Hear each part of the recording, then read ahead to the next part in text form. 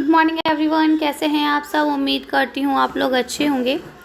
आज हम पढ़ने जा रहे हैं 7th क्लास के उर्दू ए का सिलेबस। ठीक है, ये आपका सेशन रहने वाला है 24-25 यानी ये न्यू टर्म का सिलेबस है आपका। इसमें हम फर्स्ट टर्म और सेकंड टर्म दोनों को ही डिस्कस करेंगे। ठीक है, इसके अलावा अगर आपने अभी तक दूसरी वीडियोस नहीं देखी हैं तो आप वो देख सकते हैं। अगर आप उर्दू बी के स्टूडेंट हैं तो वो भी अपलोड की जा चुकी है, वो देख सकते हैं। ठीक है, चलिए तो इसे हम लोग शुरू करते हैं। यहाँ पे ये वो बच्चे देखेंगे जिनकी किताब है अपनी ज़बान। ठीक है, चलिए तो शुरू करते हैं।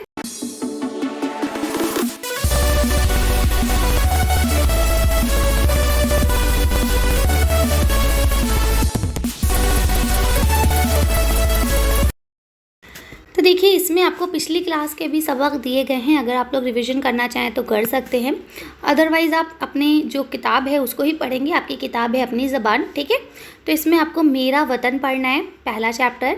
फिर इसके बाद दूसरा चैप्टर जो एतबार है ये पढ़ना है। फिर तीसरा चैप्टर फूलों वालों की सैर है, ये आपको पढ़ना है।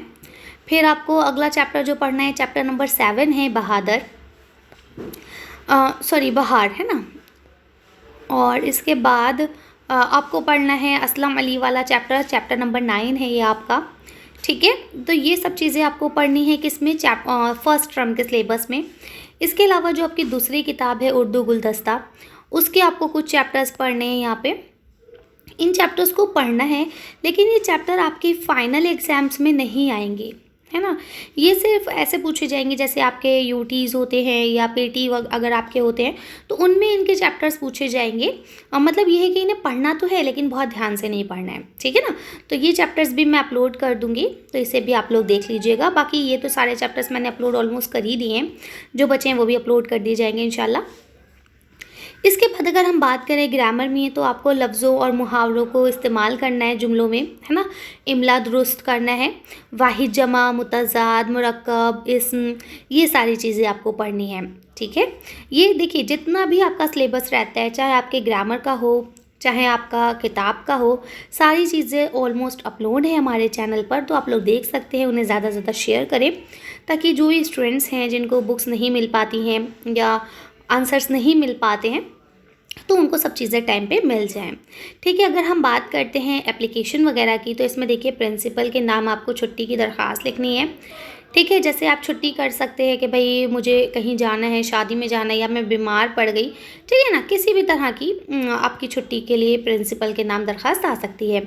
इसके बाद शादी की तकरीब में बुलाने के लिए अपने दोस्त को एक ख़त लिखना है कि भाई मेरे भाई की या मेरी बहन की शादी है, तो आप लोग ज़रूर शिरकत करें, है ना, तशरीफ़ लाएँ। इसके बाद आपको मज़मून लिखना है। ईद उल फित्र पे आप लिख सकते हैं, पसंदीदा खेल पे लिख सकते हैं और होली पे लिख सकते हैं।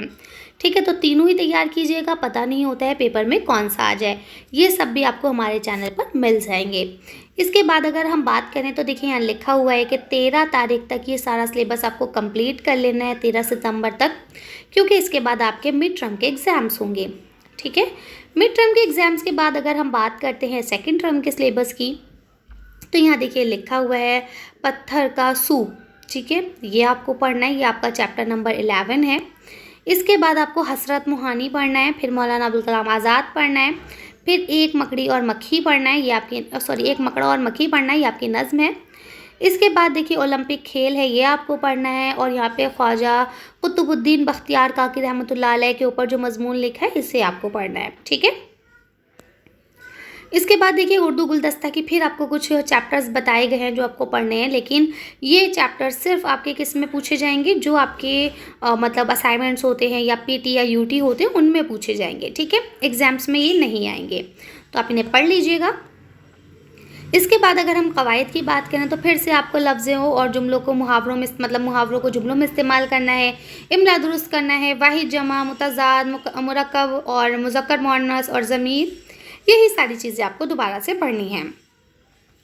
अगर हम बात करें ख़त वगैरह की, तो देखिए इसमें लिखा हुआ है मोहल्ले की सफाई के लिए हेल्थ ऑफिसर को लिखना है। स्कूल में अखबार मंगाने के लिए आपको लिखना है कि भाई प्रिंसिपल मैम या सर जो भी हैं, हमारे स्कूल में अखबार नहीं आ रहे हैं, है ना, तो अखबार मंगाइए ताकि हमें जो भी दीन और दुनिया में चल रहा है वो सब अच्छे से पता चल पाए। ठीक है, इसके अलावा यहाँ पे लिखा है 2 दिन की छुट्टी के लिए प्रिंसिपल के नाम दरख्वास्त। अब ये छुट्टी किसी भी पर्पज़ से हो सकती है कि भाई आप बीमार पड़ गए हैं या घर में ज़रूरी काम है या आपको शादी में जाना है।